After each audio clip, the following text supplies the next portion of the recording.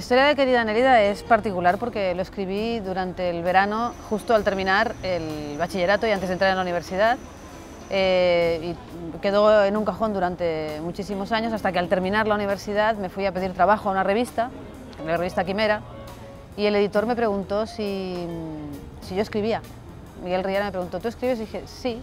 Dice, ah, muy bien, pues tráeme algo que hayas escrito. Y pensé, oh, Dios mío, ahora que le llevo, ¿no? Y recordé estas 60 páginas, porque es una novela muy breve, estas 60 páginas que yo había terminado entonces, que era lo único que tenía, digamos, redondeado, que a mí me lo parecía, y se lo llevé como para demostrar que yo escribía. Y entonces él me dijo que se marchaba de viaje, justamente a Buenos Aires, donde nací, y que me contestaría algo. Me escribió una carta muy bonita en la que me decía, mira, yo trabajo en la revista, no te voy a dar. Él pensó, qué ingenua esta muchacha que cree que se puede pedir trabajo en una revista literaria y cobrar. Y entonces me dijo, pero te quiero publicar la novela. Fue una sorpresa total, una gran alegría, y ahí empezó todo. Además tiene gracia porque me convocó al regreso de su viaje al despacho para hablar de la publicación de esta novela y me preguntó en ese momento si estaba escribiendo otra ya. Y yo no estaba escribiendo otra. Pero pensé, estos momentos en la vida en los que tienes que decir lo que no es. Y dije, sí, estoy escribiendo otra. Y ahí mismo me inventé el título, el tema, los personajes, el argumento, todo. Y para que no fuera mentira, porque verdaderamente no me gusta mentir, cuando llegué a mi casa me puse a escribirla. Y esa es la segunda novela que publiqué, efectivamente. La verdad es que la diferencia fundamental entre el modo en que escribía al principio y cómo lo hago ahora tiene que ver con la conciencia de los recursos, de las técnicas, de todo lo que está al alcance, ¿no? Es todo muchísimo más consciente y a la vez, aunque sea más consciente, es mucho más natural. Ahora me resulta mucho más fácil escribir y además creo que escribo de una forma mucho más sencilla, aunque es más complicado escribir sencillo. Entonces no me dejo llevar tanto por la intuición, sino que verdaderamente ahora ya sí aplico toda una serie de cosas que he ido aprendiendo, claro, a lo largo de más de 30 libros y que es justamente lo que hace que sean distintos, si no temáticamente, por lo menos sí estructuralmente y estilísticamente, ¿no? Novela o cuento, ¿en dónde me siento más cómoda? La verdad es que no importa demasiado porque al final la extensión y la estructura de los textos los solicita el propio texto, el propio tema y la propia creación, ¿no? De manera que yo siempre tengo la conciencia de estar escribiendo libros que pueden ser escritos a partir de relatos o con capítulos o incluso con versos, pero desde luego siempre son libros completos y nunca recopilaciones de nada. De manera que narrativa y la forma que toma tiene que ver con la necesidad como digo, del propio tema. Me siento cómoda en todos los géneros. El bilingüismo en la creación es particular, desde luego, porque ni el propio escritor, en mi caso yo, no sabe por qué utiliza una lengua u otra en según qué casos. Lo que sí que tengo muy claro es que cuando tengo una idea y ya comienza a fraguarse en una lengua, no la puedo traducir mientras escribo o para escribirla. Desde luego mis libros están en catalán y en castellano traducidos cuando lo he escrito en catalán, los he traducido al castellano yo misma, pero los puedo traducir una vez terminados, nunca porque quiera yo escribirlo en otra lengua o porque piense que es mejor vehicularlo en otro idioma, ¿no? De manera que para mí es un misterio realmente, no sé por qué lo hago, no lo sé.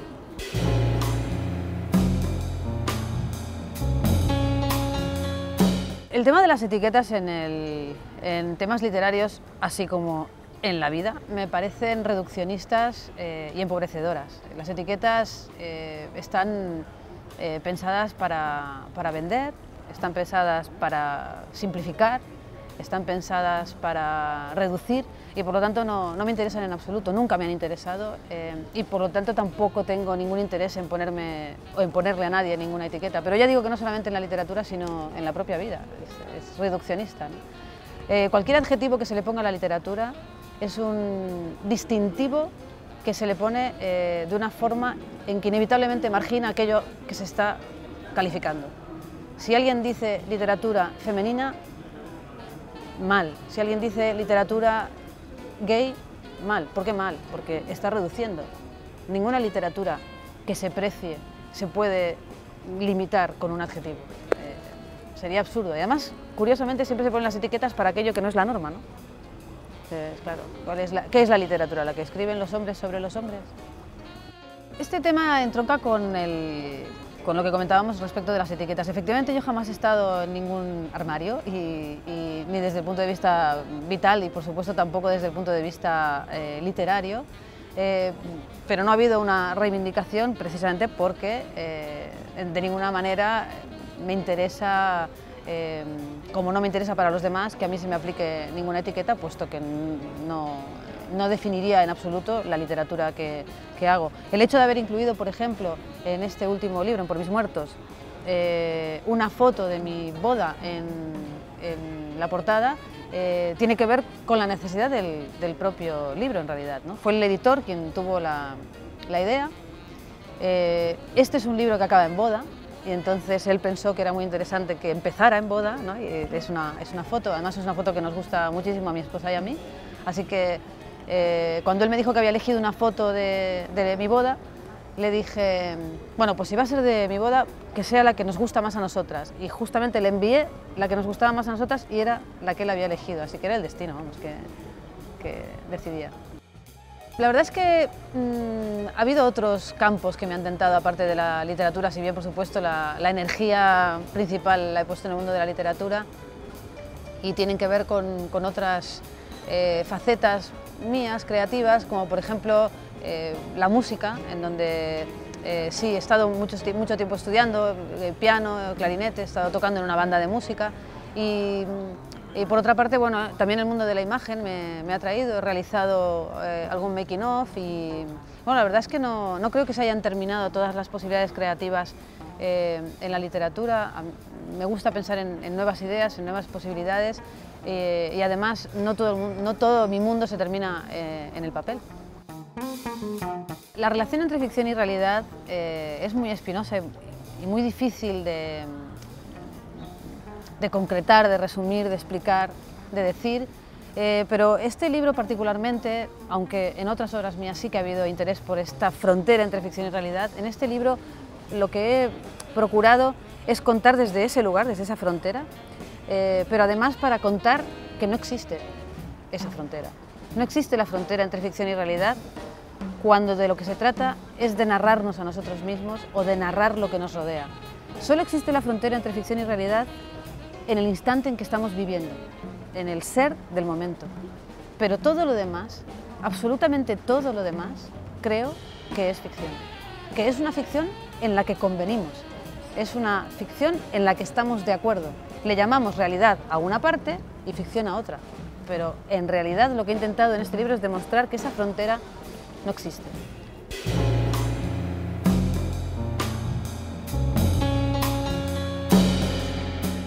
El uso de los códigos QR verdaderamente pasaría por una ilusión casi alquímica del escritor, que es trasladar su ficción a la realidad y cubrirla con la ficción. Porque al final, cuando un lector está leyendo Por mis muertos y mediante un QR se tiene que asomar por esa ventana, se tiene que asomar a lo que aparentemente es realidad, porque no deja de ser una realidad expuesta en páginas web o en blogs que también podrían ser dudosas, ¿no?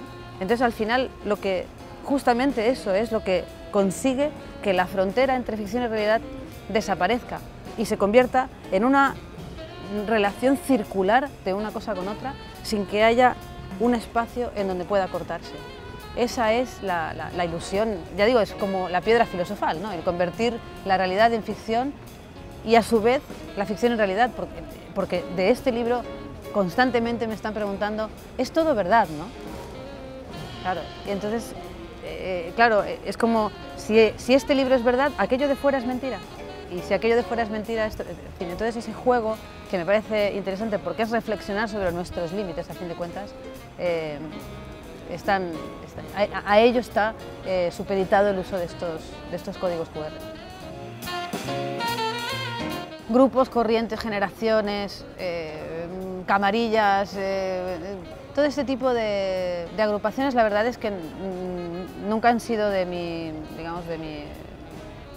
gusto, no por nada, sino porque no pertenezco a ninguno y no me siento identificada con nadie. Es más, me siento mucho más identificada con escritores y escritoras del pasado a quienes no he conocido que muchas veces con personas con las que puedes entablar conversación ahora, precisamente porque el pasado, en ese sentido, puedes conocerlo, puedes leerlo y dialogar con el pasado. Lo que se está escribiendo ahora, cada uno está en su mundo y muy difícilmente se puede dialogar en ese sentido con lo desconocido o con los planteamientos que todavía no están terminados, ¿no? Así que no me siento especialmente vinculada con ningún grupo y desde luego con ninguna patria ni con ninguna familia ni religión.